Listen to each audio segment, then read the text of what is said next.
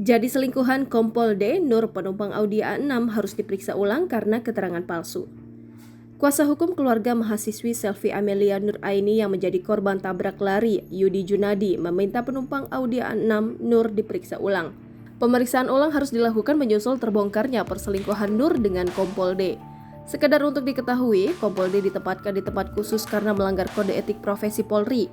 Ia ditahan karena memiliki kedekatan istimewa dengan Nur, penumpang mobil Audi yang diduga telah melindas Selvi Amelia Nur Aini di Cianjur. Keterangan Nur yang berubah-ubah itu lanjut dia kemungkinan diatur teman dekatnya tersebut, sehingga Nur menyebutkan bahwa mobil Audi itu tidak menabrak.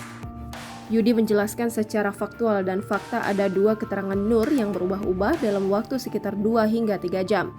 Selain itu, Yudi berharap pernyataan resmi kepolisian agar lebih diperdalam sehingga jangan sampai menyatakan bahwa Nur tidak ada hubungannya dengan petugas di lapangan. Dia menambahkan sebagai lembaga dan sumber resmi negara, seharusnya polisi lebih berhati-hati dalam menyampaikan statement kepada publik. Jangan lupa subscribe, share, komen, dan like ya!